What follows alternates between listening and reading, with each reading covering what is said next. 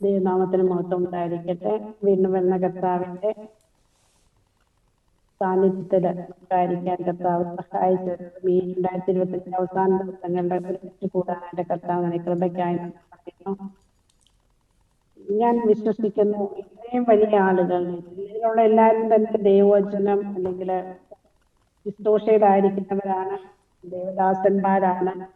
ഇങ്ങനെയുള്ളവരുടെ ഇടയിൽ ഒന്നും അറിയാത്ത എന്നെ പോലെയുള്ളവര് കടന്നു വരാനായിട്ട് എനിക്ക് റോസ്മ സിസ്റ്റർ ആണെങ്കിലും സംസാരിച്ചപ്പോൾ തന്നെ പറഞ്ഞു, ഈ ഒരു സമൂഹത്തിന്റെ കൂടെ ഞങ്ങളെ കൂട്ടിയോജിക്കാൻ ഞങ്ങളുടെ മാനുഷികമായ രീതിയിൽ ചിന്തിച്ചാൽ ഒരു സാധ്യതയുമില്ല. കാരണം ദൈവജനത്തെ കുറിച്ച് അറിയത്തില്ല, വലിയ വിശ്വാസിയൊന്നുമല്ല, ഒരു അഭിഷേകം അങ്ങനെയുള്ള ഒരു വലിയ ദൈവസാന്നിധ്യത്തിൽ നിൽക്കുന്ന ഒരു വ്യക്തികളല്ലെങ്കിൽ പോലും ഈ കൂട്ടായ്മയിലേക്ക് കടന്നു വരാനായിട്ട് കർത്താവ് സഹായിച്ചതിനെ ഓർത്ത് ഞാൻ ഒത്തിരി നന്ദിയോടെ കർത്താവിനെ സ്തുതിക്കുന്നു. നമ്മുടെ ഈ അവസാന ദിവസങ്ങളില് നമ്മുടെ ജീവിതത്തെ കർത്താവിന്റെ നൽകിയ നന്മകളെ ഓർത്ത് സ്തുതിക്കുന്ന ഒരു വ്യക്തി ജീവിതമായി തീരാൻ ഈ 2-3 ദിവസങ്ങളിൽ നമുക്ക് ശ്രമിക്കാം. കൂടുതൽ കർത്താവിനോട് ചേർന്നിരിക്കാനായിട്ട് കർത്താവ് അനുഗ്രഹിക്കട്ടെ. ഈ ഒരു സാഹചര്യത്തില് കർത്താവിന്റെ സന്നിധിയിലെ വചനവുമായി ഈ കൂട്ടായ്മയിലേക്ക് കടന്നു വരുവാനായിട്ട് സഹായിച്ചതിനെ ഓർത്ത് നന്ദി പറയുന്നു. അതിന് സാഹചര്യം ഒരുക്കി തന്ന ദേവദാസിനെ കുടുംബമായി അനുഗ്രഹിച്ച് പ്രാർത്ഥിക്കുന്നു. എന്നെ കേൾക്കുവാനായിട്ട് താല്പര്യത്തോടെ ആയിരിക്കുന്ന ദൈവമക്കളെ ഞാൻ കർത്താവിന്റെ സന്നിധിയിൽ സമർപ്പിക്കുന്നു. കർത്താവിന്റെ വചനം അതാര് പറഞ്ഞാലും സംസാരിക്കുന്നത് പരിശുദ്ധാത്മാവ്. നമുക്കറിയാം യേശു പറഞ്ഞിട്ടുണ്ട്, നീ എന്താ പറയേണ്ടതെന്ന് നീ ചിന്തിക്കണ്ട, നീ വായ തുറക്കുമ്പോൾ നിന്നെ സഹായിക്കാൻ പരിശുദ്ധാത്മാവ് കൂടെ ഉണ്ടാവും. ഞാൻ വിശ്വസിക്കുന്നു, ഞാൻ ഇന്ന് എന്തെങ്കിലും പറഞ്ഞാലും അത് കേൾക്കുവാൻ, അത് തന്നിൽ ഏറ്റെടുക്കുവാനായിട്ട് പരിശുദ്ധാത്മാവ് എല്ലാവരെയും സഹായിക്കട്ടെ. അത് പറയുന്നത് എനിക്കും ഈ വചനങ്ങൾ ഒരു അനുഗ്രഹമായി തീരാൻ പ്രാർത്ഥിക്കുന്നു. എന്തെങ്കിലും ബുദ്ധിമുട്ടോ പ്രയാസമാണെന്ന് തോന്നുന്നെങ്കിൽ ദൈവനാമത്തിൽ ഞാൻ ക്ഷമിക്കുന്നു. ഒരിക്കൽ കൂടി എല്ലാവരും എന്റെ വന്ദനത്തെ ഞാൻ അറിയിക്കുന്നു. നമുക്ക് ഈ ദിവസങ്ങളിലൊക്കെ ഞാൻ വളരെയധികം എൻ്റെ ഹൃദയത്തെ സ്പർശിക്കുന്ന ഒരു ചിന്തയാണ് ഞാനത് നിങ്ങളുടെ മുന്നിൽ പങ്കുവയ്ക്കാൻ ആഗ്രഹിക്കുന്നു. അത് കർത്താവ് അതിന്റെ പ്രവർത്തിക്കും ഞാൻ വിശ്വസിച്ചുകൊണ്ട് തന്നെയാണ് ഞാൻ വരുന്നത്. നമുക്കൊരു വചനം വായിക്കാം. യോഹന്നാന്റെ സുവിശേഷം 1-ാം അധ്യായം 1 മുതൽ 5 വരെയുള്ള വചനങ്ങൾ.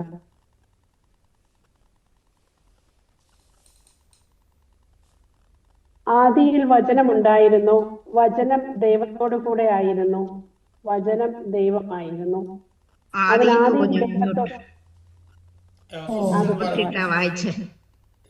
വായിച്ചോ. ആദിയിൽ വചനം ഉണ്ടായിരുന്നു, വചനം ദൈവത്തോടു കൂടെ ആയിരുന്നു, വചനം ദൈവമായിരുന്നു. അവൻ ആദിയിൽ ദൈവത്തോടു കൂടെ ആയിരുന്നു. സകലവും അവൻ മുഖാന്തരം ഉളവായത് ഒന്നും അവനെ കൂടാതെ ഉളവായതല്ല. അവനിൽ ജീവൻ ഉണ്ടായിരുന്നു, ജീവൻ മനുഷ്യരുടെ വെളിച്ചമായിരുന്നു. വെളിച്ചം ഇരുളിൽ പ്രകാശിക്കുന്നു, ഇരുളോ അതിനെ പിടിച്ചടക്കിയില്ല. ആമേൻ. Thank you sister. കർത്താവ് അനുഗ്രഹിക്കട്ടെ. നമുക്കറിയാം എല്ലാ 4 സുവിശേഷകന്മാരിലും പലരും അതിൽ 2 പേര് വിശേഷം ആരംഭിക്കുന്നത് തന്നെ ക്രിസ്തുവിന്റെ വംശാവലിയെ തുടങ്ങിയാണ്. ക്രിസ്തുവിന്റെ ജനനത്തെ തുടങ്ങി, അല്ലെങ്കിൽ ക്രിസ്തുവിന്റെ പ്രബോധനത്തെ തുടങ്ങിയ. പക്ഷെ യോഹന്നാൻ മാത്രമാണ് പറയുന്നത് ആദിയിൽ ദൈവം ഉണ്ടായിരുന്നു. ആ ദൈവം എന്ന് പറയുന്നത് വചനമാണ്. നമുക്കറിയാം വചനം ഈ ബൈബിള് മൊത്തമായിട്ട് അല്ലെങ്കിൽ പഴയ നിയമത്തിൽ നോക്കിയാൽ പോലും വചനത്തിന്റെ പ്രത്യേകത നമുക്ക് കാണാം. പലയിടത്തും നിങ്ങൾ എല്ലാവരും തന്നെ ബൈബിള് പലപ്പോഴും വായിച്ചിട്ടുള്ളവരാണ്. ദൈവവചനത്തിന്റെ പ്രത്യേകത അവിടെ ഒത്തിരി പ്രാവശ്യം പറഞ്ഞിട്ടുണ്ട്, നമുക്കതറിയാം. പിന്നെ ഈ വചനം തന്നെ നോക്കുക. കർത്താവ് അല്ലെങ്കിൽ പിതാവായ ദൈവം ആദ്യം പറഞ്ഞത് എന്താ? വചനം പറയുകയില്ല. അത് ഉണ്ടാകട്ടെ എന്ന കർത്താവ് പിതാവ് ദൈവം പറഞ്ഞപ്പോ എല്ലാം ഉണ്ടായി. ഉണ്ടാവട്ടെ എന്ന് പറഞ്ഞുണ്ടാക്കാതിരുന്ന ഒരേ ഒരു കാര്യം നമ്മളെ മനുഷ്യനാണ്. കാരണം മനുഷ്യനെ കർത്താവ് തന്റെ സാദൃശ്യത്തിനും തന്റെ സ്വഭാവത്തിനും സൃഷ്ടിക്കാനായിട്ട് ആഗ്രഹിച്ചത് കൊണ്ട് തന്റെ കൈവേലയാണ് നമ്മൾ മനുഷ്യർ. അല്ലാത്തതെല്ലാം വചനത്താൽ സൃഷ്ടിക്കപ്പെട്ടതാണ്. നമുക്കറിയാം ഇന്ന് നമ്മൾ കൂടുതലും കർത്താവിന്റെ സന്നദ്ധിയിലേക്ക് കടന്നു വരുമ്പോഴാണ് ഒത്തിരി സമയം നമ്മൾ ആരാധനയ്ക്ക് കൊടുക്കാറുണ്ട്. ആരാധനയ്ക്ക് കൊടുക്കുന്ന സമയം നഷ്ടമെന്നല്ല ഞാൻ പറയുന്നത്, ആരാധന തെറ്റാണെന്നും ഞാൻ പറയുന്നില്ല. പക്ഷെ ഒന്ന് ചിന്തിച്ചാൽ പലരും ആരാധിച്ചത്, നമുക്കറിയാം ഇന്നത്തെ യുവജനങ്ങളൊക്കെ ഭയങ്കരമായിട്ട് വാദ്യമേളങ്ങളോട് അടിച്ചു പൊളിച്ച് ഇപ്പം നമുക്കറിയാം കത്തോലിക്ക സഭയിലാണെങ്കിലും പല അച്ഛന്മാരും ഡാൻസ് കളിച്ച് കാര്യങ്ങളൊക്കെ നടത്തും നമ്മൾ കണ്ടിട്ടുണ്ട്. വളരെ നല്ലതാണ്, ആരാധന എപ്പോഴും നല്ലതാണ്. പക്ഷേ നമ്മൾ എത്ര ആരാധിച്ചാലും ദൈവത്തിന്റെ വചനം അത് നമ്മില് കടന്നു വന്നില്ല എങ്കിൽ നമ്മൾ എത്രമാത്രം ഞായറാഴ്ച ചർച്ചിൽ പോയി അവിടുത്തെ ഡാൻസ് കളിച്ച് ഭംഗിയായിട്ട് ആരാധിച്ചിട്ട് നമ്മൾ പുറത്തിറങ്ങിയാലും നമ്മിലെ എന്തോ ഒരു കുറവ്. ആ ഒരാഴ്ച പിന്നെ നമുക്ക് അന്നത്തെ ദിവസം ഓക്കെ, അത് കഴിഞ്ഞുള്ള ദിവസം നമ്മൾ ആകെപ്പാടെ നിരാശപ്പെട്ടവർ അല്ലെങ്കിൽ വിഷമിച്ച് ഒരു നഷ്ടബോധത്തോടെ നടക്കുന്നവരായിരിക്കാം പിറ്റേ ആഴ്ച വരെ. പക്ഷെ അതേ സ്ഥാനത്ത് നാം ദൈവവചനത്തെ ഒന്ന് സ്വീകരിച്ച് നോക്കാം. പലരും നമ്മൾ ദൈവവചനം പറയുന്നത് നമ്മൾ കേൾക്കാറുണ്ട്. പക്ഷെ ആ കേൾക്കുന്ന വചനം നമ്മുടെ ഹൃദയത്തിലേക്ക് കടത്തിവിട്ടാല് അത് നമ്മുടെ ഹൃദയത്തിൽ ക്രിയ ചെയ്യുമ്പോ പിന്നെ നമ്മൾ പറയുന്ന നമ്മുടെ വാക്കുകളിൽ നിന്ന് വരുന്നത് സൃഷ്ടിപ്പാണ്. കാരണം ദൈവം സൃഷ്ടിച്ചത് വചനത്തിലൂടെയാ. ദൈവം സൃഷ്ടിച്ചത് ഉണ്ടാകട്ടെ എന്ന് പറഞ്ഞു, ഉണ്ടായി. ലാസറിനോട് യേശു പറഞ്ഞു നീ പുറത്തു വരിക, അല്ലാതെ ലാസറെ നീ അവിടെ നിൽക്കി, ഞാൻ ആളെ അകത്ത് വിടാൻ അന്നല്ല പറഞ്ഞേ, ഒറ്റ വാക്കേ പറഞ്ഞോളൂ, നീ പുറത്തു വരിക. അത് പറഞ്ഞപ്പം ലാസർ തിരിച്ചു വന്നു. നമുക്കറിയാം യോഹന്നാന്റെ സുവിശേഷം എന്ന് മാത്രമല്ല നമ്മുടെ സദൃശവാക്യങ്ങള് അതിലെ 6-ന്റെ 2-ാമത്തെ വചനം വായിച്ചാല് അതിപ്രകാരം പറയുന്നു.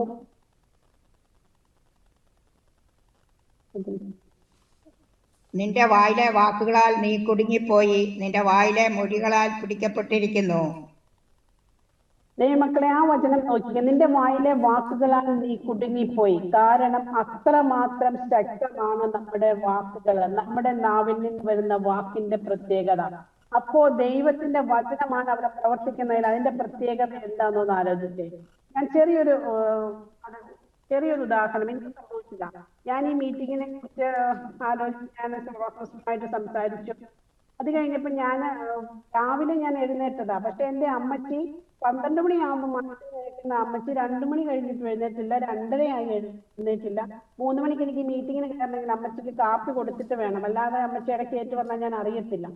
അപ്പൊ ഞാൻ ഇങ്ങനെ വിഷമിച്ച് ഞാൻ സിസ്റ്ററിനോട് പറഞ്ഞു, സിസ്റ്റർ എനിക്ക് ആ ചിന്ത പോയില്ല. ഞാൻ സിസ്റ്ററിനോട് പറഞ്ഞു, സിസ്റ്റർ അമ്മച്ചി ഇതുവരെ ഏറ്റില്ല, ഞാൻ എങ്ങനെ ഈ അവസാന നിമിഷത്തിൽ ഈ പാസ്റ്ററോട് പറയും, ഞാൻ കയറാൻ പറ്റുമോ എന്ന് എനിക്ക് അറിയത്തില്ല പാസ്റ്റർ എന്ന് ഞാൻ എങ്ങനെ പറയും, അത് ശരിയല്ല. അപ്പം ആ ഉടനെ റോസമ്മ സിസ്റ്റർ പറഞ്ഞത് ഇതാ, യേശുവിന്റെ നാമത്തിൽ കൽപ്പിക്കുന്നു, ആ അമ്മച്ചി അവിടെ നിന്ന് എഴുന്നേക്കട്ടെ. അപ്പൊ ഞാനും ആമേൻ പറഞ്ഞു. ഞാൻ താഴെ നിന്ന് ഞാൻ കാപ്പിയൊക്കെ ഉണ്ടാക്കി. ഞാൻ ആ വിശ്വാസത്തോടെ തന്നെ ഞാൻ കാപ്പി ഉണ്ടാക്കി. അമ്മച്ചി ഇപ്പൊ ഏക്കും, ഞാനിത് കൊടുത്തിട്ട് ഞാൻ കയറിപ്പോരും. ഞാൻ സിസ്റ്റർ പറഞ്ഞു, ഞാൻ കാപ്പി ഉണ്ടാക്കി ബ്രെഡും റെഡിയാക്കി സലാഡൊക്കെ റെഡിയാക്കി വെച്ചിട്ട് ഞാൻ മുകളിൽ കയറി വന്നപ്പോ അമ്മച്ചി എഴുന്നേറ്റ് സ്റ്റെയർകേസിന്റെ ഫ്രണ്ടിൽ വരെ വന്ന് നിൽക്കുക. ദൈവമക്കളെ, എനിക്ക് ഭയങ്കര സന്തോഷം, അധികം അത്ഭുതം തോന്നി. കാരണം വചനം വാക്കിന്റെ പ്രത്യേകതയാണ്. ഞാൻ പല പ്രാവശ്യം എനിക്കറിയാം, ഞാൻ എന്റെ ഈ വീട്ടിലെ ഓറഞ്ചിനോട് സംസാരിച്ചിട്ടുണ്ട്, അത് നിറച്ച് കായുണ്ടായി. തക്കാളി ചെടിയോട് സംസാരിച്ചു, അത് നിറച്ച് കായുണ്ടായി. പക്ഷെ ഇവിടെയൊക്കെ ഉണ്ടായപ്പോൾ ചില നേരത്ത് നമ്മുടെ വിശ്വാസം പുറകോട്ട് പോകും. പക്ഷെ ഇത് ഞാൻ പറഞ്ഞതിന്റെ ഒരേ ഒരു കാരണം ഇതാണ്, ഈ വചനം എന്ന് പറയുന്നത് ജീവൻ വെക്കുന്നതാണ്. നമ്മൾ സംസാരിച്ച് എന്ത് പറഞ്ഞു വിടുന്നോ അത് അങ്ങനെ തന്നെ സംഭവിക്കും. യോഹന്നാന്റെ സുവിശേഷം 6:63 വായിക്കും സിസ്റ്റർ. 6:63. ജീവിപ്പിക്കുന്നത് ആത്മാവാകുന്നു, മാംസം ഒന്നിനും ഉപകരിക്കുന്നില്ല. ഞാൻ നിങ്ങളോട് സംസാരിച്ച വചനങ്ങൾ ആത്മാവും ജീവനും ആകുന്നു. ആമേൻ. ഞാൻ നിങ്ങളോട് സംസാരിച്ച വചനങ്ങൾ ആത്മാവും ജീവനുമാണ് എന്ന് പറയുന്നെങ്കിൽ ദൈവവചനം എന്ന് പറയുന്നത് ജീവനാണ്. നമുക്കറിയാം, നമ്മളൊരു മനുഷ്യൻ മരിച്ചോ ഇല്ലയോ എന്ന് നോക്കുന്ന എപ്പോഴും ആദ്യം പോയി നോക്കുന്നത് അവന്റെ മൂക്കിൽ ശ്വാസമുണ്ടോ എന്ന്. കാരണം മൂക്കിൽ ശ്വാസം ഉണ്ടെങ്കിൽ എന്തായാലും അവന്റെ ശ്വാസകോശം പ്രവർത്തിക്കുന്നുണ്ട്, അതുകൊണ്ട് അവന് ജീവനുണ്ടെന്നുള്ള ചിന്തയിൽ നമ്മളത് ചെയ്യും. അപ്പോ കർത്താവിന്റെ വചനം നമുക്കറിയാം, കർത്താവ് വചനം പറഞ്ഞപ്പോ നമ്മളൊരു വാക്ക് സംസാരിക്കുമ്പോ നമ്മുടെ വായിൽ നിന്ന് വരുന്നത് ശ്വാസമാണ്.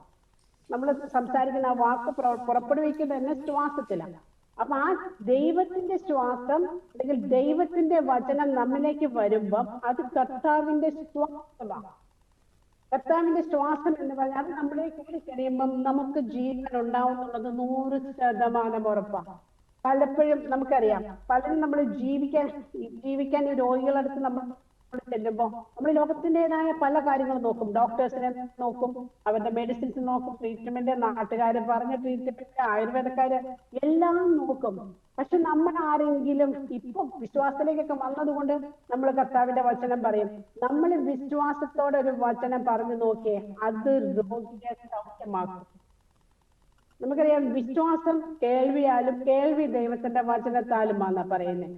കാരണം നമുക്ക് വിശ്വാസം നമ്മൾ കേൾക്കണം. നമ്മൾ അതിന് ശിശുക്കളൊക്കെ നമ്മൾ ഒത്തിരി ആയിട്ട് കേൾക്കുമ്പോൾ അത് നമ്മുടെ ചെവിയിലൂടെ ഉള്ളിലേക്ക് കടന്നു പോകുന്ന, അത് നമ്മുടെ ഹൃദയത്തിൽ ഉള്ളിലേക്ക് ആഴത്തിൽ പതിഞ്ഞു കഴിഞ്ഞാൽ പിന്നെ അത് നമ്മളിൽ നിന്ന് പുറത്തു വരുമ്പോൾ അത് ജീവനോടെയാ വരുന്നത്.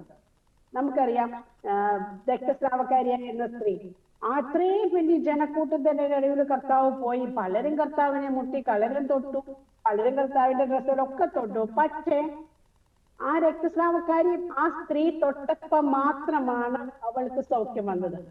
കർത്താവും അത് അറിഞ്ഞു തിരിഞ്ഞു നിന്നു. അല്ലെങ്കിൽ ഒത്തിരി പേര് തൊട്ടപ്പോ കർത്താവിന് പോയത് ആരും എന്നെ തൊടുന്നതെന്ന് ചോദിക്കാം. പക്ഷെ കർത്താവ് അത് ചോദിച്ചില്ല.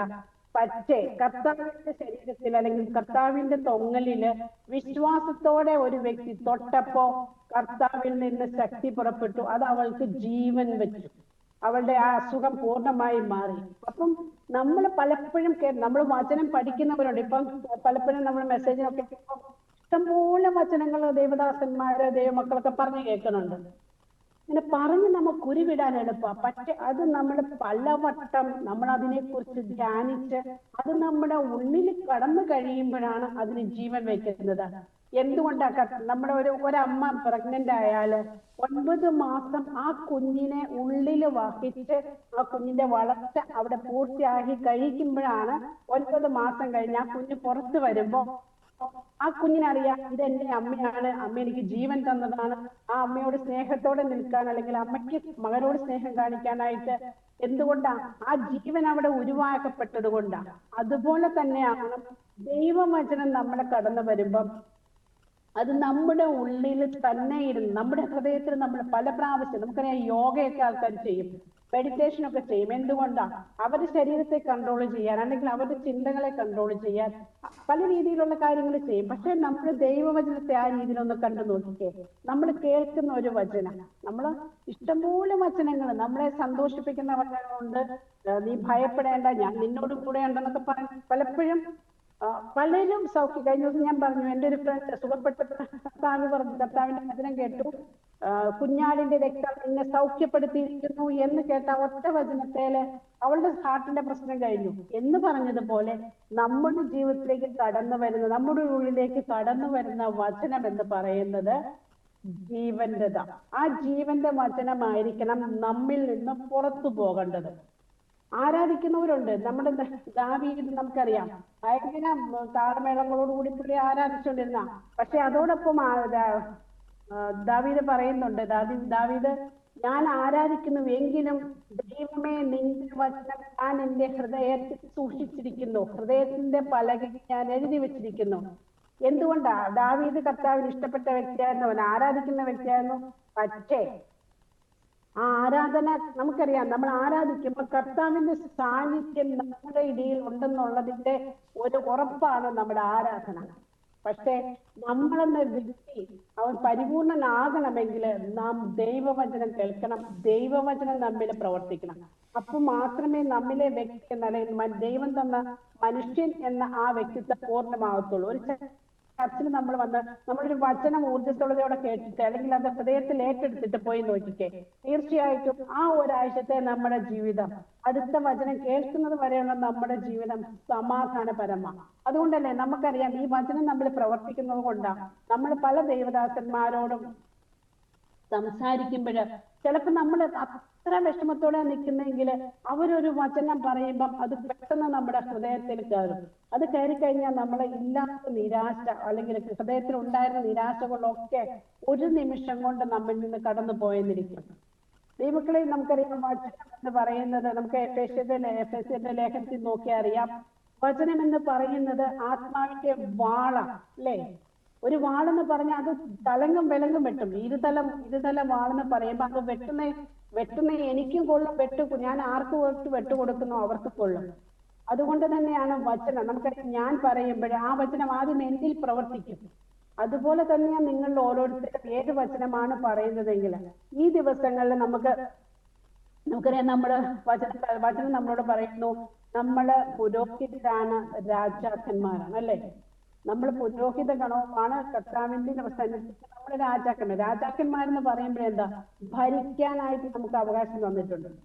ഒരു രാജാവ് എപ്പോഴും തന്റെ പ്രജയുടെ അടുത്ത് പറയത്തേ ഉള്ളൂ, അല്ലെങ്കിൽ ഓർഡർ എടുത്തേ ഉള്ളൂ. രാജാവ് ഒരിക്കലും മറ്റേ ഭരണത്തിന് കീഴിൽ നിൽക്കുന്ന ആളോട് പോയിട്ട് അയ്യോ ഇങ്ങനെ ചെയ്യാമോ എന്ന് പറയത്തില്ല. അവൻ പറയും നീ ഇത് ചെയ്യണം എന്ന് പറഞ്ഞിട്ട് അത് ഒരു എന്താ പറയാ, അത്ര ചിത്രീകരിച്ച മാതിരി ഒരു സംഭവമാണ്. അതേ ഒരു അധികാരം കർത്താവ് നമുക്ക് തന്നിട്ടുണ്ട്. പക്ഷെ അത് പലപ്പോഴും നമ്മൾ തിരിച്ചറിയുന്നില്ല. നമുക്ക് എന്ത് അധികാരം തന്നിരിക്കുന്നോ ആ അധികാരം നമ്മൾ തിരിച്ചറിഞ്ഞിട്ടില്ല. നമുക്കറിയാം, ദൈവവചനത്തിൽ പറയുന്നു, നിന്റെ നാവ് കൊണ്ട്, നിന്റെ വാക്കുകൾ കൊണ്ട് നീ ഈ ലോകത്തിൽ എന്തഴിക്കുന്നു അത് സ്വർഗത്തിൽ അഴിക്കപ്പെടും, നീ ഈ ഭൂമിയിൽ എന്ത് കെട്ടുന്നുവോ അത് സ്വർഗത്തിലും കെട്ടപ്പെടും. പലപ്പോഴും നമ്മുടെ ജീവിതത്തിലെ പല പ്രതിസന്ധികളും വന്നിട്ടുണ്ടെങ്കിൽ അതിന്റെ ഉത്തരവാദിത്വം നമുക്ക് തന്നെയാണ്. കാരണം ഞാൻ ഒരിക്കലും ഇങ്ങനെ പറഞ്ഞു, എന്റെ ഹസ്ബൻഡ് ഇന്ത്യൻ വിശ്വാസത്തിലേക്ക് വന്നില്ല, കർത്താവേ 2 പൊട്ട് കിട്ടിയിട്ടായാലും വേണ്ടില്ല, പുള്ളി ഒന്ന് വരണം എന്നിങ്ങനെ ഞാൻ പ്രാർത്ഥിച്ചു. ഞാനൊരു ദേവദാസനോട് സംസാരിച്ചപ്പോ ദേവദാസൻ എന്നോട് ചോദിച്ചു, സിസ്റ്റർ ഞാനൊരു കാര്യം ചോദിക്കട്ടെ? ഞാൻ പറഞ്ഞു, എന്താ? സിസ്റ്റർ പ്രാർത്ഥിക്കുമ്പോ ഈ ഒരു കാര്യം പറഞ്ഞിട്ടുണ്ടോ? ഞാൻ പറഞ്ഞിട്ടുണ്ട്. അതെങ്ങനെയാണ് ദേവദാസൻ അറിഞ്ഞത്? അപ്പൊ എന്റെ അടുത്ത് പറഞ്ഞതില്ല, സിസ്റ്റർ പറഞ്ഞ ഈ വചനം അത് കേട്ട് നമ്മുടെ ശത്രു കർത്താവിന്റെ സന്നിധിയിൽ പോയി. കർത്താവിന് ഒരു നീതിയേ ഉള്ളൂ, അത് പിശാചിനോടായാലും അതെ, മനുഷ്യരോടായാലും അതെ.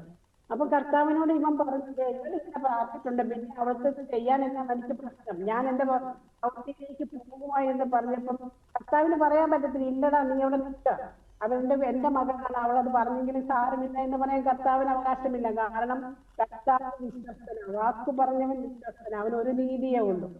പക്ഷെ അത് എന്റെ അടുത്ത് പറഞ്ഞു, സിസ്റ്റർ അത് ക്യാൻസൽ ചെയ്യുന്നപ്പം ഞാൻ ദൈവസന്നിധിയിൽ അത് ക്യാൻസൽ ചെയ്തു, ആ പ്രശ്നത്തിൽ നിന്ന് മാറി. അതിന്റെ അർത്ഥം നമ്മുടെ വായുകൾ നമ്മൾ വായിച്ചതുപോലെ, സദൃശവാക്യങ്ങൾ നമ്മൾ വായിച്ചതുപോലെ നമ്മുടെ വാക്കുകൊണ്ട് നമ്മൾ പലതും കെട്ടപ്പെട്ടു. നമ്മുടെ സാഹചര്യങ്ങളെ നോക്കിക്കേ, ഒരു രോഗിയുടെ അടുത്ത് ചെന്ന് കഴിഞ്ഞാൽ അയ്യോ ഞാൻ ജീവിക്കത്തില്ല, ഞാൻ മരിച്ചു പോകും, പ്രത്യേകിച്ച് ഞാനൊരു എക്സാമ്പിൾ പറയാം. ഇവിടെ യഹൂദന്മാരുടെ ഇടയിൽ അത്ര അസുഖമായിട്ട് കിടക്കുന്നവർ 90-100 ഒക്കെ ആയിട്ട് വയസ്സിൽ നടക്കുന്നവരുണ്ട്. പക്ഷെ ചിലര് ഒരു ഏജ് കഴിയുമ്പോൾ അല്ലെങ്കിൽ 2-3 വർഷം ദൈവമേ എനിക്ക് ജീവിച്ചത് മതി എന്ന് പറഞ്ഞു കഴിഞ്ഞാൽ എനിക്ക് അനുഭവമുണ്ട്, മിനിമം ഒരാഴ്ച അവരുണ്ടാവും, അത് കഴിയുമ്പോൾ അവര് മരണപ്പെടും. കാരണം നമ്മുടെ വാക്കുകൾ കൊണ്ടാണ് നമ്മൾ വിധിക്കപ്പെട്ടതെന്ന് പലരും തിരിച്ചറിയാനായിട്ട് വളരെ വളരെ വളരെ ബുദ്ധിമുട്ടായിട്ടുണ്ട്. പക്ഷെ നമ്മളത് തിരിച്ചറിയുക, നമ്മൾ കർത്താവിൽ നമ്മളെ ഏൽപ്പിച്ചിരിക്കുന്ന ദൈവവചനം, ഈ ദിവസങ്ങളിൽ ദൈവവചനത്തിൽ ആഴത്തിൽ പോകാൻ ശ്രമിക്കാം. പ്രത്യേകിച്ച് നമുക്കറിയാം, പ്രാർത്ഥനയിൽ നമ്മൾ പ്രാർത്ഥിക്കുന്നുണ്ട്, മറ്റുള്ളവർക്ക് വേണ്ടി പ്രാർത്ഥിക്കുന്നുണ്ട്, ശരിയാണ്. പക്ഷെ ഞാനൊന്ന് പറയട്ടെ ദൈവമക്കളെ, നമ്മൾ കർത്താവുമായിട്ട് നമുക്കൊരു വ്യക്തിപരമായ ബന്ധമുണ്ടോ? ഈ ദിവസങ്ങളില് നമ്മൾ തന്നെ വിചിന്തനം ചെയ്യാം. നമുക്കറിയാം, ബൈബിൾ ഉടനീളം നോക്കിയാല് കർത്താവ് ശിഷ്യന്മാരുടെ മുന്നില് കടന്നുറങ്ങുമ്പോഴേ കർത്താവ് 2 മണി 3 മണിയാകുമ്പോ ഏറ്റു പോവായിരുന്നു, മലയിലേക്ക് പ്രാർത്ഥിക്കാനായിട്ട് പോവായിരുന്നു. പക്ഷെ അങ്ങനെയുള്ള സാഹചര്യത്തില് കർത്താവ് മണിക്കൂറുകൾ ചെലവഴിക്കുമ്പം കർത്താവിന് 1 മിനിറ്റ് മതി മനുഷ്യരുടെ ഇടയിൽ ചെലവഴിക്കാൻ. കാരണം കർത്താവ് പറയുന്ന കാര്യം അവിടെ നടന്നിരിക്കും. കർത്താവ് പറഞ്ഞിട്ടുണ്ട്, ഞാൻ പോയി കഴിയുമ്പോൾ എന്നേക്കാൾ കൂടുതൽ നിങ്ങൾക്ക് ചെയ്യാൻ പറ്റുമെന്ന് കർത്താവ് തന്റെ ശിഷ്യന്മാരോട് പറഞ്ഞു. നമുക്കറിയാം, കർത്താവ് തൊട്ടപ്പോഴേ അല്ലെങ്കിൽ കർത്താവ് പറഞ്ഞപ്പോഴൊക്കെയാണ് രോഗികൾ സൗഖ്യപ്പെട്ടത്, അല്ലെങ്കിൽ അന്ധന്മാര് കണ്ടു കാഴ്ച ബാധിച്ചൊക്കെ. അതേ സ്ഥാനത്ത് പത്രോസും പൗലോസും ഒക്കെ വന്നപ്പോ അവരുടെ റുമാലിന്റെ കാറ്റടിച്ചിട്ട് അല്ലെങ്കിൽ അവരുടെ ഡ്രസ്സ് അതിന്റെ കാറ്റടിച്ചിട്ട് സൗഖ്യപ്പെട്ട ഒരവസ്ഥ നാം കാണുന്നുണ്ട് ദൈവവചനത്തില്. അപ്പം ദൈവം നമ്മളോട് അവരെപ്പോഴും ഉപയോഗിച്ചിരുന്നത് ദൈവവചനമാണ്. വചനം നമ്മുടെ കയ്യിലുണ്ട്.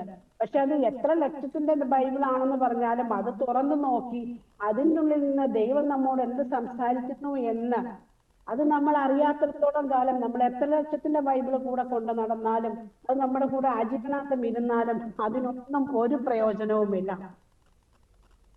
പുരോഹിതനായിരുന്നു. നമുക്കറിയാം പഴയ കാലത്തെ പുരോഹിതന്മാര് ദേവാലയത്തിൽ ബലിയർപ്പിക്കാൻ പോകുമ്പോൾ അവർക്ക് തന്നെ ഉറപ്പിച്ച് അവർ തിരിച്ചു വരുമെന്ന്. കാരണം എന്തെങ്കിലും ഒരു പാപം അവരുടെ ഉള്ളിൽ ഉണ്ടെങ്കിൽ തീർച്ചയായിട്ടും ആ ബലിപീഠത്തിന് മുന്നിൽ തന്നെ ആ പുരോഹിതൻ മരിച്ചു വീഴുമായിരുന്നു. അപ്പം അതിന് കയറാനായിട്ട് സാധാരണ ആളുകൾക്ക് അതിൻ്റെ അകത്ത് കയറാൻ അനുവാദമില്ലാത്തത് കൊണ്ടാണ്. നമുക്കറിയാം ലേവ്യരുടെ പുസ്തകമൊക്കെ വായിച്ചു നോക്കിയാല് അവരുടെ ഡ്രസ്സിന്റെ അറ്റത്ത് വലിയൊരു കയറ് പോലത്തെ ഒരു സാധനം കെട്ടിയിട്ട് അതിന്റെ അറ്റം പുറത്ത് ജനങ്ങളുടെ ഇടയിലാണ് നിൽക്കുന്നത്. ഇവർ കയറി പോകുമ്പോൾ ഈ അറ്റം കയറിന്റെ അറ്റം ഈ ജനങ്ങളുടെ ഇടയിലാണ്. അവരിന്റെ ഉള്ളിൽ കടന്നു പോകും. അതിന്റെ ഉള്ളിൽ ദൈവത്തിന് ബലി അർപ്പിക്കുമ്പോൾ നമുക്കറിയാം അവർ തൊങ്ങലുകൾ ഉടുപ്പിലുള്ള ആ മണികൾ കിളങ്ങുമ്പം അറിയാം ആള് ജീവനോടെ ഇരിക്കുന്നു, അവിടെ പ്രാർത്ഥന നടക്കുന്നു, കുഴപ്പമില്ല എന്ന്. പക്ഷെ ഏതെങ്കിലും ഒരവസ്ഥയിൽ അത് നിൽക്കപ്പെട്ടാല് ആ വ്യക്തിയെ പുറത്തേക്ക് വലിച്ചെടുക്കാൻ വേണ്ടിയാണ്. കാരണം അകത്ത് കയറാൻ അനുവാദമില്ല ദൈവസന്നിധിയിലേക്ക്. അപ്പം അകത്ത് കയറാൻ പറ്റാതെ പുറത്തേക്ക് ആ ബോഡി വലിച്ചെടുക്കാൻ വേണ്ടിയാണ് ഈ ഉടുപ്പിന്റെ അറ്റത്ത് ഇവർ ഇതുപോലെ ഒരു വലിയ ഒരു കയറ് പോലത്തെ ഒരു സാധനം കെട്ടിവെച്ചിരിക്കുന്നത്. പക്ഷെ ദൈവമക്കളെ ഒന്ന് ചിന്തിച്ചു നോക്കിയേ, അത്രമാത്രം ഭയപ്പെട്ട് കർത്താവിന്റെ സന്നിധിയില് അടുക്കാൻ പറ്റാതിരുന്ന ഒരു സമൂഹത്തിന്റെ കർത്താവായി യേശു ഭൂമിയിലേക്ക് വന്നിട്ട് നമ്മെ സ്വന്തം മക്കളായിട്ട് കർത്താവിനോട് ചേർന്ന് നിന്ന് കർത്താവിന്റെ അടുത്ത് നിൽക്കാനായിട്ട് നമുക്കൊരു അവസരം കർത്താവ് ഒരുക്കി തന്നപ്പോ നമ്മ അത് പൂർണ്ണമായിട്ട് ഉപയോഗിക്കുന്നുണ്ടോ? കർത്താവ് നമുക്ക് എല്ലാ അവകാശവും അധികാരവും തന്നു. പക്ഷെ നമുക്കത് ഉപയോഗിക്കാൻ അറിയത്തില്ല. നമ്മൾ പലപ്പോഴും അതിങ്ങനെ മൂടി വെച്ചിട്ട് അതിന്റെ മുകളിലേക്ക് എന്തൊക്കെയറിയാം ഒരു പാത്രം ചില ന്യൂസിലൊക്കെ പണ്ട് കേട്ടിട്ടുണ്ട്. ഈ യാചകന്മാര് അവർ മരിച്ചു കഴിയുമ്പോൾ അവരുടെ സൈഡിലുള്ള ഒരു വലിയ ഒരു കെട്ട് എന്തായാലും അവരുടെ കൂടെ കാണും. അത് തുറക്കുമ്പോ ചിലത് ലക്ഷങ്ങളുടെ ലക്ഷം രൂപകൾ അല്ലെങ്കിൽ അതുപോലെയുള്ള പല സാധനങ്ങൾ വിലപ്പെട്ടത് അവരിൽ കിട്ടും. അത് കൊണ്ട് വളക്കുവാണ് ഇവര്. എന്നാ അതിന്റെ ഒരു ഉപയോഗം നമുക്കറിയാം. ആനയ്ക്കറിയില്ല ആനയുടെ വലിപ്പം എന്ന് നാം കേട്ടിട്ടുണ്ട്. എന്ന് പറഞ്ഞതുപോലെ തന്നെ ദൈവമക്കളായ നമുക്ക് ആ വചനത്തിന്റെ വലിപ്പം അല്ലെങ്കിൽ ആ വചനത്തിന്റെ ശക്തി എന്തുമാത്രം നമ്മിലുണ്ടെന്ന് നമുക്ക് ഇപ്പോഴും വ്യക്തമായിട്ട് തിരിച്ചറിയാൻ പറ്റിയിട്ടില്ല. നമ്മൾ ഇപ്പോഴും അതിന്റെ മുന്നിൽ നിന്നിട്ട് കർത്താവേ തരണേ, നമുക്ക് തന്ന സാധനം പിന്നെ തരണേ എന്ന് പറഞ്ഞു കഴിഞ്ഞാൽ കർത്താവിന് തരാൻ പറ്റുമോ? നമ്മുടെ കയ്യിൽ ഓൾറെഡി തന്നു. രോഗസൗഖ്യം നിനക്ക് തന്നിരിക്കുന്നു, നീ സാമ്പത്തികമായി നമുക്കറിയാം. ആവർത്തന പുസ്തകം വായിച്ചു നോക്കിയാൽ അതിൽ കേട്ടിട്ടുണ്ട്. അതിൽ വായിക്കാം ഈ നീ പണിയാത്ത ഭവനങ്ങള്, നീ പണിയാത്ത പട്ടണങ്ങള്, നീ പണിയാത്ത നിനക്ക് അവകാശപ്പെടാത്ത അനേകം തോട്ടങ്ങൾ, ഇതെല്ലാം നിനക്ക് ഞാൻ തരുമെന്ന് പറഞ്ഞ് കർത്താവ് അവിടെ റെഡിയാക്കി വെച്ചിട്ടുണ്ട്. നീ കുഴിക്കാത്ത കിണറുകളും. അങ്ങനെ അത് വായിക്കുമ്പോ അത് കേൾക്കുമ്പോ പലപ്പോഴും ഞാൻ ഓർക്കുന്നത്, എന്റെ കൂടെ ഒരു സിസ്റ്റർ ഉണ്ടായിരുന്നു. പുള്ളിക്കാരി പറയും എനിക്ക് ആ റബ്ബറും തോട്ടം. അപ്പൊ ഞങ്ങൾ പറയുമ്പോ പല ബ്ലെസ്സിങ്ങും ഞങ്ങൾ കൂട്ടിച്ചേർത്ത് പറയും. അപ്പം ഞങ്ങൾ പറയും ഞങ്ങൾ ഉണ്ടാക്കാത്ത റബ്ബർ തോട്ടം. അപ്പൊ ആ സിസ്റ്റർ പറയും എനിക്ക് റബ്ബർ തോട്ടം എനിക്ക് വേണ്ട, ആ സ്ഥാനത്ത് ആത്മീയം തന്നു. അപ്പം സിസ്റ്റർ നമ്മൾ പറയുമ്പോൾ നമുക്കറിയാം ഇത് നമുക്ക് വേണ്ടി തന്നിരിക്കുന്നതാണ്. പക്ഷെ അത് നമ്മുടേതാണെന്ന് പറഞ്ഞ് നമുക്ക് സ്വീകരിക്കാനായിട്ട് നമുക്ക് ഇതുവരെ ആ ഒരു മെന്റാലിറ്റി നമ്മൾ കടന്നു വന്നിട്ടില്ല. എന്തുകൊണ്ടാണ്? നമുക്ക് ആ സ്വാതന്ത്ര്യം, കർത്താവ് തന്ന സ്വാതന്ത്ര്യം ഏറ്റെടുക്കാനുള്ള മാനസികാവസ്ഥയിലേക്ക് നമ്മൾ പോകാൻ തയ്യാറല്ല. നമ്മളിപ്പോഴും ഈ ലോകത്തിന്റെ അവസ്ഥയിൽ ചുറ്റപ്പെട്ട് കിടക്കും. അല്ലെങ്കിൽ നമ്മുടെ അടുത്ത് നിൽക്കുന്ന ഒരു വ്യക്തി, ഇപ്പം നമുക്കറിയാം ഒരു കൊച്ചിനെ നമ്മൾ ഒരിടത്ത് കൊണ്ടുപോയിട്ട് പറയാ, ഒരു ദേവദാസിന്റെ അടുത്ത് കൊണ്ടുപോയിട്ട് പറയാ, അതെ ഇവൻ ഇപ്പൊ 8 വയസ്സുണ്ട്, ഇവന്റെ 12 വയസ്സിന് വലിപ്പം വളർച്ച വെപ്പിച്ചതെന്ന് പറഞ്ഞു കഴിഞ്ഞാൽ ആ ദേവദാസനൊന്നും ചെയ്യാൻ പറ്റത്തില്ല. ആ കുഞ്ഞ് ഹെൽത്തി ആണെങ്കിൽ അവൻ ഓട്ടോമാറ്റിക് ആയിട്ട് വളരും, 12 വയസ്സിലേക്ക് കടന്നു വരും. അതുപോലെ പലപ്പോഴും ഞാൻ കുറ്റം പറയുവല്ല, ഞാൻ ഈ വചനം വായിച്ചപ്പോ എനിക്ക് കിട്ടിയ എന്റെ ഒരു ചെറിയ അറിവ് വെച്ച് ഞാൻ പറയുവാണ്. നമ്മൾ പലപ്പോഴും ദേവദാസന്മാരുടെ പാസ്റ്റർ എന്റെ തലയിലൊന്ന് ഞാൻ പോയിട്ടുണ്ട്. പാസ്റ്റർ എന്റെ തലയിലൊന്ന് കൈവച്ചേ, പ്രാർത്ഥിച്ചേ. എന്തിനാ സിസ്റ്റർ? എനിക്ക് ആത്മീയതയിൽ വളരണം. പാസ്റ്റർ പ്രാർത്ഥിക്കും, പാസ്റ്ററുടെ ഉത്തരവാദിത്തം പാസ്റ്റർ പ്രാർത്ഥിക്കും, ദൈവമേ ഇവളെ വളർത്തണേന്ന്. പക്ഷെ ഞാൻ വളരണമെങ്കിൽ, ആത്മീയതയിൽ ഞാൻ വളരണമെങ്കിൽ ഞാൻ ഈ ദൈവവചനത്തിലേക്ക് ഇറങ്ങിയാൽ മാത്രമേ വളരത്തുള്ളൂ. പാസ്റ്റർ ഒരിക്കലും എന്നെ അവിടെ കൊണ്ടേ വചനം എന്റെ ഉള്ളിൽ കൊണ്ടുവന്ന് നമ്മൾ കുറെ വചനം കാണാതെ പഠിച്ചിട്ട് കാര്യമില്ല. പക്ഷെ അതിൽ നമ്മൾ പ്രവർത്തിക്കണമെങ്കിൽ നാം അതിൽ ഇറങ്ങി അതിന്റെ അവസ്ഥകളിലേക്ക് ചെല്ലുമ്പോൾ ദൈവം നമ്മളെ പഠിപ്പിക്കും. അതിന്റെ ഫ്രൂട്ട്, അതിന്റെ ഫലം നമുക്ക് കർത്താവ് തീർച്ചയായിട്ടും. നമുക്ക് മർക്കോസിന്റെ പുസ്തകം വചനം വായിച്ചാൽ നമുക്കറിയാം. മർക്കോസിന്റെ പുസ്തകം 4-ാം അധ്യായത്തില് വചനം എന്ന് പറയുന്നത് വിത്ത. ഇത്രയും വിത്തെടുത്ത് മേശപ്പുറത്ത് വെച്ച് കഴിഞ്ഞാൽ അത് അവിടെ ഇരിക്കത്തുള്ളൂ. കുറച്ചു കാലം കഴിഞ്ഞാൽ അത് ഉണങ്ങിപ്പോവും. വല്ലോ തൈയൊക്കെ ആണെങ്കിൽ, അല്ലെങ്കിൽ ഒരു കമ്പൊക്കെ ആണെങ്കിൽ ചിലപ്പോൾ കിളിർത്ത് അല്ലെങ്കിൽ ഒരു വേരൊക്കെ വന്നെന്നിരിക്കും. പക്ഷെ അത് അതിന്റെ സമയത്ത് കൊണ്ട് അത് മണ്ണിൽ നട്ടാൽ മാത്രമേ അത് അതിന്റെ ഫലം പുറപ്പെടുവിക്കത്തുള്ളൂ എന്ന് പറഞ്ഞതുപോലെ ആ ദൈവവചനം നമ്മുടെ കയ്യിൽ ഇരിപ്പുണ്ട്, നമ്മുടെ ബാഗിലുണ്ട്. കർത്താവ് പൗലോസ് പറഞ്ഞതുപോലെ എന്റെ അധരത്തിൽ വചനം ഉണ്ടായില്ലെങ്കിൽ, നമ്മുടെ ഹൃദയത്തിൽ വചനം ഇല്ലെങ്കിൽ, നമ്മ എത്ര ബൈബിള് ഏത് കളറിന്റെ ഏത് വിലയുടെ നമ്മൾ കൊണ്ടു നടന്നാലും ഒരു പ്രയോജനവുമില്ല. ഇത് മറ്റുള്ളവരിൽ നല്ല നമുക്ക് കിട്ടേണ്ടത്. നമുക്കറിയാം, വചനം വായിക്കുമ്പം ഹൃദയത്തിന്റെ നിറവിൽ നിന്നും മധുരം സംസാരിക്കുന്നു എന്നാ പറയുന്നത്. എന്റെ ഉള്ളിന് വചനമില്ല, ഞാൻ കുറെ കാണാതെ പഠിച്ച് അതിന് ഛർദ്ദിച്ച്, നമ്മളെ എക്സാമിനും ചെറുപ്പത്തില് ഞാനൊക്കെ എങ്ങനെയായിരുന്നു, പഠിച്ച് ഛർദ്ദിച്ചിട്ടിട്ട് ഒരു കാര്യവും ഇല്ല. അത് നമ്മില് പ്രവർത്തിക്കണമെങ്കിൽ ആദ്യം എന്നിൽ അത് പ്രവർത്തിക്കണം. അത് ഞാൻ പുറത്ത് പറയുമ്പോൾ അത് കേൾക്കുന്നവരുടെ പരിശുദ്ധാത്മാവ് അതിന്റെ പ്രവൃത്തി നടത്തും. തീർച്ചയായിട്ടും ദൈവമക്കളെ, നമുക്ക് എന്ത് സംഭവവും ഏത് കാര്യങ്ങളും വചനം നിങ്ങളൊന്ന് പഠിച്ചേ, വചനം നിങ്ങളൊന്ന് ഉള്ളിൽ ഏറ്റെടുത്തേ. നിങ്ങൾ എന്തിനോട് പറയുന്നു? ഞാൻ പറഞ്ഞു, ഞാൻ ഓറഞ്ച് മരത്തോട് പറഞ്ഞു, അത് നിറച്ചു കായ്ച്ചു. തക്കാളിയോട് പറഞ്ഞു. ഇന്നിപ്പോ റോസമ്മ സിസ്റ്റർ നിസ്സാര കാര്യം, റോസമ്മ സിസ്റ്റർ ആ ഒരു വാക്ക് പറഞ്ഞതുകൊണ്ട് എന്റെ അമ്മച്ചി എഴുന്നേക്കാതെ കുത്തി 1.5 മണിക്കൂർ ഇരുന്ന പാർട്ടിയാ. അവിടെ നിന്ന് അമ്മച്ചി സെക്കൻഡ് കൊണ്ട് എഴുന്നേറ്റ് പുറത്തു വന്നു. അപ്പൊ വചനത്തിന് ശക്തി ഉണ്ട്. ഞാൻ ഒരിക്കലെ ഓർക്കുന്നു, സമയമായി തോന്നുന്നു, ഞാനൊരിക്കൽ ഓർക്കും, ഞാനൊരു ദേവദാസനോട് സംസാരിച്ചു വന്നപ്പോ എന്നോട് സിസ്റ്റർ, നിങ്ങളുടെ വീടിന്റെ സൈഡിൽ ഒരു കാണിയുണ്ട്, ഒരു ഭദ്ര, ഒരു വേറൊരു 2 വ്യക്തികൾ അവിടെ ഇരിപ്പുണ്ടെന്ന് പറഞ്ഞു. അപ്പൊ അവിടെ എനിക്കറിയാം എന്റെ ഒരു വശം ഏതോ ബ്രാഹ്മിൻസ് എങ്ങാണ്ട് താമസിച്ചിരുന്നു. അപ്പൊ അവരുടെ പൂജകളൊക്കെ അവിടെ ഉണ്ടായിട്ടുണ്ട്. അപ്പൊ ഞാനും വിശ്വസിച്ചു ആ ശരിയായിരിക്കും. അപ്പൊ ഞാൻ ചോദിച്ചു, പാസ്റ്റർ ഇതിനെ ഒന്ന് എടുത്ത് കളയാനായിട്ട് വേണ്ട വഴിയില്ലേ? ഈ കാണിനെ ഒന്നും എന്റെ വീടിന്റെ അടുത്ത് വേണ്ട. അപ്പം പാസ്റ്റർ പറഞ്ഞു, ആ ഉണ്ട്, ഞാൻ അവിടെ വരാം. ഞാൻ വന്നിട്ട് അപ്പൊ എന്ത് ചെയ്യും? വീട്ടിൽ കയറ്റത്തില്ല, കാരണം വീട്ടിൽ ആരും കർത്താവിനെ അറിഞ്ഞിട്ടില്ല. പാസ്റ്റർ എന്ന് പറയുന്നത് അവർക്ക് അലർജിയാണ്. ഞാൻ പറഞ്ഞു, വീട്ടിലായിട്ട് വരാൻ പറ്റാം. പാസ്റ്റർ പറഞ്ഞു, ഇല്ല സിസ്റ്റർ, ഞാൻ പുറത്ത് വണ്ടിയിൽ ഇരുന്നിട്ട് ഞാൻ അതിനെ ഇപ്പൊ എങ്ങനെ ചെയ്യും? ഞാൻ അതിനെ ആവാഹിച്ചെടുത്തിട്ട് ഏതെങ്കിലും ഒരു മരത്തെ കൊണ്ട് ആണി അടിക്കാന്ന് പറഞ്ഞു. ഞാൻ പറഞ്ഞു, പാസ്റ്ററെ, ആണി അടിച്ചു കഴിഞ്ഞ് ആരെങ്കിലും ആ മരത്തെ പോയെന്ന് ചായ നിന്ന് ആണി കൊണ്ടാൽ അത് പുറത്തായി. അപ്പം അല്ലെങ്കിൽ പിന്നെ വല്ലവരുടെയും ശരീരത്തിൽ കയറ്റിയുണ്ട്. ഞാൻ പറഞ്ഞു, ഒരു പിശാചിന്റെ അടുത്ത് മറ്റൊരാളുടെ ശരീരത്തിൽ കയറ്റി വിട്ട് അതും വലിയ പാപമല്ലേ? അപ്പൊ ഞാൻ ചോദിച്ചു, പാസ്റ്ററെ, എന്റെ അന്നത്തെ കഴിവ് വെച്ചിട്ട് 2 വർഷം മുന്നേ ഞാൻ പറഞ്ഞു, പാസ്റ്ററെ, ദൈവവചനം പറഞ്ഞാല് ഇവിടെ പറഞ്ഞിട്ടുണ്ട്, ശത്രുവിനോട് എതിർക്കാനുള്ള വാളാണ് ദൈവവചനം. ദൈവവചനം പറഞ്ഞ ഈ സാധനങ്ങൾ പോകത്തില്ലേ? അപ്പൊ എന്നോട് ആ പാസ്റ്റർ പറഞ്ഞു, ആ ദേവദാസൻ പറഞ്ഞു, അങ്ങനെയൊന്നും എല്ലാം നടക്കത്തില്ല, എല്ലാത്തിനും ദൈവവചനം പറ്റത്തില്ല എന്ന് പറഞ്ഞു. അപ്പൊ ഞാൻ പറഞ്ഞു, പാസ്റ്ററെ, ഒരു കുഴപ്പമില്ല, എന്തായാലും എന്റെ വീടിന്റെ 2 പേര് അവിടെ സൈഡിൽ ഇരിപ്പുണ്ട്, അവർക്ക് വലിയ പ്രശ്നമൊന്നുമില്ല, അവരെന്നോടും വലിയ പ്രശ്നമൊന്നുമില്ല, അതുകൊണ്ട് അവരവിടെ ഇരുന്നോട്ടെ. അല്ലാതെ ദൈവവചനത്തിൽ എന്തെങ്കിലും പറഞ്ഞിട്ടുണ്ടോ പാസ്റ്റർ അത് ചെയ്യാം, ഇല്ലാന്നുണ്ടെങ്കിൽ അവർ സ്വസ്ഥമായിട്ട് അവിടെ ഇരുന്നോട്ടെ, പാസ്റ്ററിന്റെ പണി നോക്കാൻ പറഞ്ഞു. അത് കഴിയുമ്പോഴാണ് നമ്മൾ ചിന്തിക്കേണ്ടത്, നമ്മൾ എന്തിനാ ഈ പാസ്റ്റർമാരുടെ പേരാണ്. ഞാൻ പാസ്റ്റർമാരെ കുറ്റം പറയാനുള്ള ആരും അങ്ങനെ ചിന്തിക്കണേ, ഞാൻ ക്ഷമ ചോദിക്കുന്നു.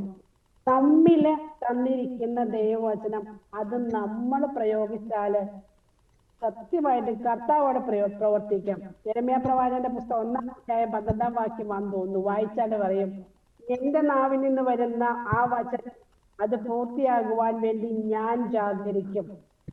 അതായത് നമ്മൾ ഒരു വാക്ക് പറഞ്ഞ അത് പൂർത്തിയാകുന്നവരെ കർത്താവ് ഉറക്കമില്ലാതെ അതിന്റെ പിറകെ നടക്കുമെന്നർത്ഥം. അത് വായിച്ചപ്പോ എനിക്ക് ഭയങ്കര സന്തോഷം തോന്നി. കാരണം ഈ വചനം കർത്താവ് തന്നത് അത് നാം പറഞ്ഞു വിടുമ്പോ അത് അതിന്റെ പ്രവൃത്തി ചെയ്യാൻ വേണ്ടി എന്റെ അപ്പൻ ഉറങ്ങാതിരിക്കുമെന്ന് പറഞ്ഞു കഴിഞ്ഞാല് അത് എന്തുമാത്രം നമുക്ക് വേണ്ടിയിട്ട് പ്രവർത്തിക്കുന്ന, നമ്മുടെ വചനം പറയാൻ വേണ്ടി, വചനം പഠിക്കാൻ വേണ്ടി കാത്തിരിക്കുന്ന, ആർത്തിയോടെ ഇരിക്കുന്ന ഒരു പിതാവിന്റെ സ്നേഹമല്ലേ ദൈവമക്കളെ?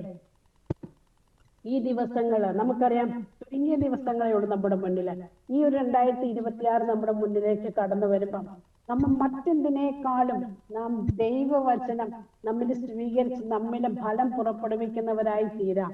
ദൈവവചനം അറിയാതെ, വചനം കേൾവിയാലും വിശ്വാസം കേൾവിയാലും, കേൾവി വചനത്താലും, ഈ വചനം പല പ്രാവശ്യം നമ്മൾ കേട്ട് കഴിയുമ്പം അത് ഓട്ടോമാറ്റിക്കായിട്ട് നമ്മുടെ ഹൃദയത്തിലേക്ക് ഇറങ്ങും.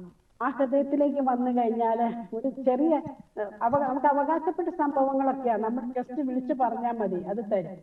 നമുക്കറിയാം, ജോഷുവയുടെ പുസ്തകം വായിച്ചാൽ അതിൻ്റെ അകത്ത് 12 ഗോത്രങ്ങളിലെ 7 ഗോത്രങ്ങൾക്ക് അവരുടെ അവകാശം ലഭിക്കാതെ വന്ന് അവരിങ്ങനെ വിഷമത്തോടെ ഇരിക്കുന്ന ഒരു സാഹചര്യം ഉണ്ട്. ജോഷുവയുടെ പുസ്തകം 18-ാം അധ്യായത്തിലാന്ന് തോന്നുന്നു. അപ്പൊ ജോഷുവ ചെന്നിട്ട് പറയുന്ന ഒരു കാര്യം, ജോഷുവ പറയുന്നില്ല കർത്താവിന്റെ മുന്നിൽ ചെന്ന് നിലവിളിക്കുന്നൊന്നും പറയുന്നില്ല. നിങ്ങൾക്ക് അവകാശപ്പെട്ട സംഭവം അത്, നിങ്ങൾ എന്തേ അത് മനസ്സിലാക്കാത്തത്? ആ അവകാശം നിങ്ങൾ പിടിച്ചെടുക്കുക, അത് നിങ്ങളുടെ അവകാശമാണ്. അല്ല നിങ്ങളിപ്പം നമുക്കറിയാം, നമ്മുടെ കയ്യില് നമുക്കറിയാം, നമ്മുടെ അപ്പനും അമ്മയും നമുക്ക് വേണ്ടി പല കാര്യങ്ങളും സമ്പാദിച്ചു വെച്ചിട്ടുണ്ട്. പിന്നെ അവരുടെ അടുത്ത് പോയിട്ട് അയ്യോ എനിക്ക് തരുവോ എന്ന് പറയേണ്ട കാര്യമില്ല. അങ്ങനെ ആരെങ്കിലും മക്കൾ നമ്മുടെ അടുത്ത് വന്ന് 2 എണ്ണം കൊടുത്ത് നമ്മൾ വിടും. കാരണം നമുക്കറിയാം നമ്മുടെ സ്നേഹത്തോട് നമ്മൾ വെച്ചിട്ടുള്ളത് അവർക്ക് വെച്ചിരിക്കുന്ന സാധനം എടുക്കാൻ വേണ്ടി പിന്നെ യാചിക്കാൻ നിൽക്കേണ്ട കാര്യമില്ല. ദൈവമക്കളെ, ഈ ദിവസങ്ങളില് നമുക്ക് കർത്താവിന്റെ സന്നദ്ധിയിൽ ആയിരിക്കുമ്പോ നമുക്ക് കൂടുതൽ കർത്താവിനോട് പ്രാർത്ഥനയിൽ നമുക്കൊരു വ്യക്തിപരമായ ബന്ധം നമുക്ക് വേണം. കാരണം വ്യക്തിപരമായ ബന്ധം കർത്താവിന്റെ അടുത്ത് ഇല്ലാത്തത്തോളം കാലം നമുക്കൊന്നും ചെയ്യാൻ പറ്റത്തില്ല. ആ ഒരു വ്യക്തിപരമായ ബന്ധം നമ്മൾ മാക്സിമം സമയം കർത്താവിന്റെ സന്നദ്ധിയിൽ ചിലവഴിക്കുമ്പോൾ നമുക്ക് മനുഷ്യന്റെ അടുത്ത് ചിലവഴിക്കാൻ നിസ്സാര മിനിറ്റുകൾ മതി, അത് ഫ്രൂട്ട്ഫുള്ളായി തീരും. അതോടൊപ്പം തന്നെ ദൈവവചനം നമ്മൾ പഠിക്കുന്നവരാവണം. അത് നമ്മുടെ ഹൃദയത്തിൽ പ്രാവർത്തികമാകത്തക്ക രീതിയിൽ നമ്മൾ ഹൃദയത്തിൽ ശേഖരിക്കണം. അങ്ങനെ ശേഖരിച്ചാൽ മാത്രമേ നമുക്ക് അതുകൊണ്ട് പ്രയോജനം ഉണ്ടാവുള്ളൂ. ഈ ജീവിതത്തിലെ ഒരു സംഭവവും ദൈവവചനത്തിലൂടെ നേടാൻ പറ്റാത്തതായിട്ടില്ല. ഏത് സാഹചര്യം വരെ നിങ്ങൾ എടുത്തു നോക്കിയോളൂ, വചനത്തിൽ മിനിമം 7000-ന് മുകളിൽ വാഗ്ദത്തങ്ങൾ കർത്താവ് നമുക്ക് തന്നിട്ടുണ്ട്. പക്ഷെ അതിൽ നമ്മൾ നേടിയെടുത്തിട്ടില്ലെങ്കിൽ അത് നമ്മിലെ കുറവാണ്, കർത്താവിന്റെ കുറവല്ല. അതുകൊണ്ട് ഈ ദിവസങ്ങളില് ദൈവവചനം പഠിക്കുന്നവരാവാം, അതിനെക്കുറിച്ച് ധ്യാനിക്കുന്നവരാവാം, കർത്താവുമായ ഒരു പേഴ്സണൽ റിലേഷൻഷിപ്പ് നമുക്ക് ഏറ്റെടുക്കാം. അതുപോലെ നമ്മുടെ ആ ജീവിതം കർത്താവിന് നമുക്കറിയാം, കർത്താവ് പ്രാർത്ഥിച്ച് മലയിൽ ഇറങ്ങി വരുമ്പോൾ കർത്താവിന്റെ മുഖം ഭയങ്കര പ്രകാശമുള്ളതായിരുന്നു എന്ന് പറഞ്ഞതുപോലെ നമ്മുടെ ജീവിതം പ്രകാശമുള്ളതാക്കി തീർക്കാനായിട്ട് നമ്മുടെ ചുറ്റുവട്ടമുള്ളവർ നമ്മളോട് ഇതിന്റെ നിങ്ങളുടെ ഒരു മാറ്റം എന്ന് ചോദിക്കത്തക്കവണ്ണം നമ്മുടെ ജീവിതങ്ങളെ നമുക്ക് മാറ്റാം. അതിന് ഏറ്റവും പറ്റിയ ഒരേ ഒരു മാർഗ്ഗമേ ഉള്ളൂ, ദൈവവചനം പഠിക്കുന്നവരാവുക, ദൈവവചനത്തിൽ ജീവിക്കുന്നവരാകുക. ദൈവമക്കളെ, ജീവനും മരണവും നിന്റെ നാവിന്മേലിരിക്കുന്നു എന്ന വചനത്തിൽ പറയുന്നത്. എങ്കില് അതിന്റെ അർത്ഥം നമ്മുടെ നാവിന് നമ്മൾ എന്ത് പറയുന്നു അത് നടക്കും. ഈ ദിവസങ്ങളിൽ ദൈവവചനങ്ങളാവട്ടെ നമ്മളിൽ നിന്ന് പുറത്തു വരാൻ ജീവനുള്ള വചനങ്ങള്, അത് നമുക്ക് ഈ ദിവസങ്ങളിൽ നമുക്ക് സംസാരിക്കാം. എല്ലാവരെയും സമർത്ഥമായി സ്നേഹിക്കട്ടെ. പറഞ്ഞതിന് ആർക്കെങ്കിലും വിഷമം തോന്നിയിട്ടുണ്ടെങ്കിൽ ഞാൻ ആത്മാർത്ഥമായി ക്ഷമ ചോദിക്കുന്നു. കാരണം ഇതൊന്നും അല്ല ഞാൻ പറയാൻ വന്നത്, പക്ഷെ എനിക്കറിയില്ല എന്തുകൊണ്ടാണെന്നും. എന്തായാലും ഞാൻ വിശ്വസിക്കുന്നു അത് നന്മയിലേക്ക് നിങ്ങൾക്കൊക്കെ ഉപകരിച്ചിരിക്കുമെന്ന് ഞാൻ പ്രാർത്ഥിക്കുന്നു, വിശ്വസിക്കുന്നു. ആർക്കെങ്കിലും വേദന തോന്നിയിട്ടുണ്ടെങ്കിൽ എന്നോട് ദയവായി ക്ഷമിക്കണം.